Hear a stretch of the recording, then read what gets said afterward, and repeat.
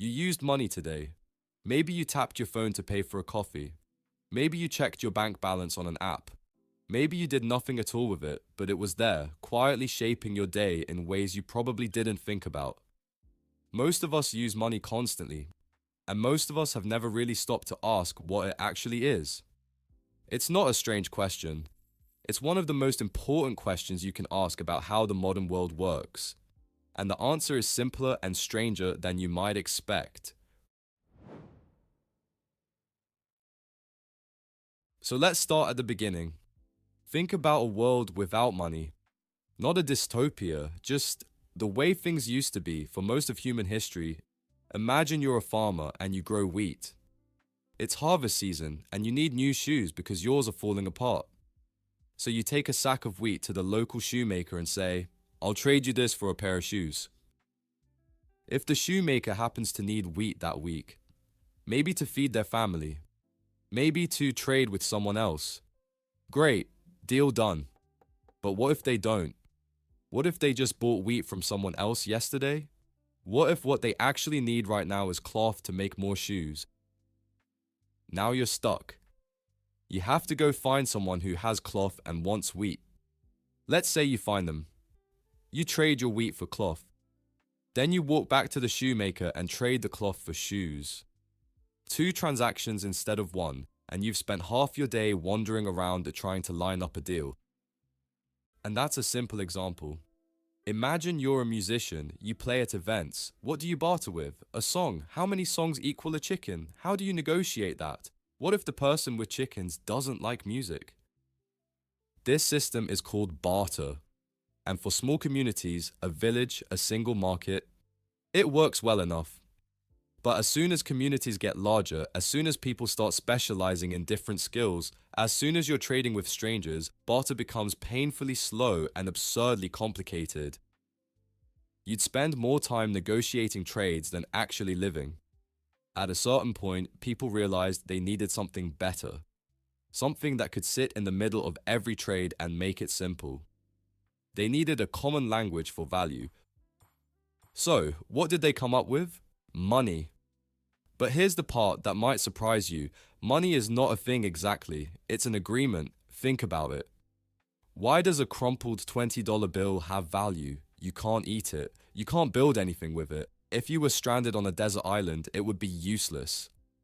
But in the world we live in, you can walk into a store, hand over that piece of paper, and walk out with groceries. Why?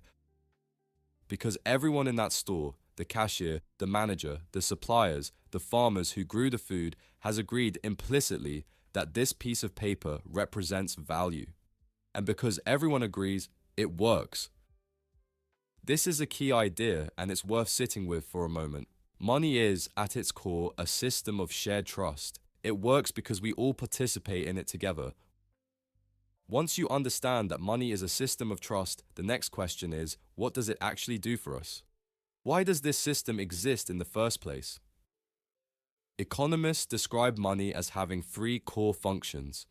But instead of rattling them off like a textbook, let's think about what your life would look like without each one.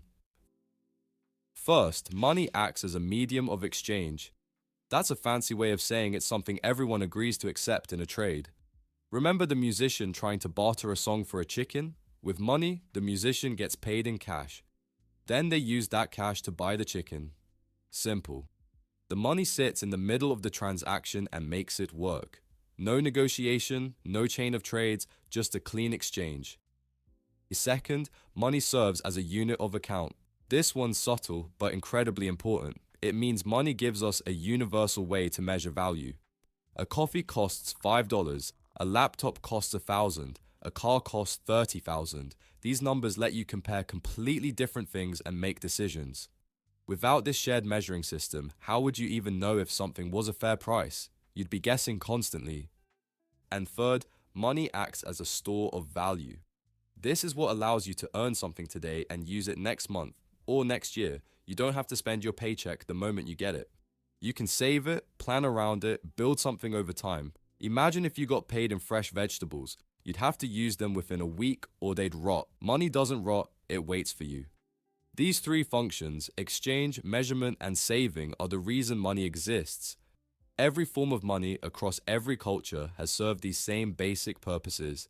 And here's a wild fact. Throughout history, some pretty unexpected things have been used as money. Salt in ancient Rome, giant stone discs on the island of Yap, cocoa beans in Aztec civilizations, even cigarettes in prisoner of war camps during World War II.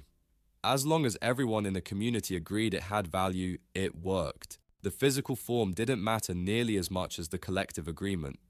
As you would expect, for most of history, money was physical. Coins made of gold or silver, paper notes backed by a promise that you could, in theory, exchange them for a specific amount of precious metal.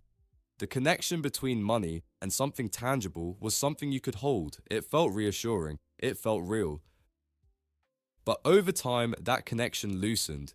Governments stopped promising that paper money could be exchanged for gold, and then slowly, money moved off paper entirely. When was the last time you actually held cash? For a lot of people, the answer is weeks ago, maybe months. Today, most money doesn't exist as a physical object at all. When you check your bank balance on your phone, that number isn't sitting in a vault somewhere. It's an entry in a database, a digital record. And yet, it functions exactly the same way money always has. You can use it to buy things, you can save it, you can plan around it. This is why money can feel abstract and even unsettling to think about. We grew up with the intuition that money is something solid, something you can count in your hands. But the truth is, money has always been about trust and agreement, not about the physical form it takes. The shift to digital money didn't change what money is. It just made the underlying nature of money more visible. Some people have turned to alternatives like cryptocurrencies, Bitcoin, Ethereum, and others, seeking decentralized trust that doesn't rely on governments or banks. But even crypto relies on the same core principle, collective agreement. If everyone stops believing a cryptocurrency has value, it doesn't. The technology is different. The fundamental nature of money is the same. Understanding what money is also helps explain one of the most talked about economic concepts, inflation. Inflation is the gradual increase in the price of goods and services over time. In other words, the same amount of money buys slightly less than it used to. A grocery cart that cost $50 5 years ago might cost $60 today. In a way, inflation tests that shared belief we talked about earlier. The collective trust in money doesn't disappear, but the purchasing power, what that trust actually gets you, shifts over time. This happens for a number of reasons: changes in supply, shifts in demand, decisions made by governments and central banks. The causes are complex, and economists debate their relative importance. If you want a deeper dive into how inflation works and why it happens, we've got another video that breaks it down in detail. Link in the description. So here is where we started. You used money today, probably without thinking about it. It moved invisibly through your life, in the price of your coffee, in the number on your phone screen, in the quiet assumption that the system would work. And now you know a little more about why it does work. Money is not magic, and it is not complicated at its core. It is an agreement, a shared system that allows millions of people to trade, plan, and build lives together.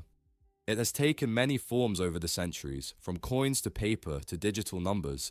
But in every case, its power has come from the same place, the collective belief that it means something. That belief is fragile in some ways and remarkably durable in others. And understanding it, even at a basic level, gives you a clearer way to think about the economic world around you. If this kind of clear, grounded explanation is what you're looking for, consider subscribing. There's a lot in the world of money and economics that sounds intimidating but doesn't have to be. The goal here is simple: to make it understandable, one concept at a time.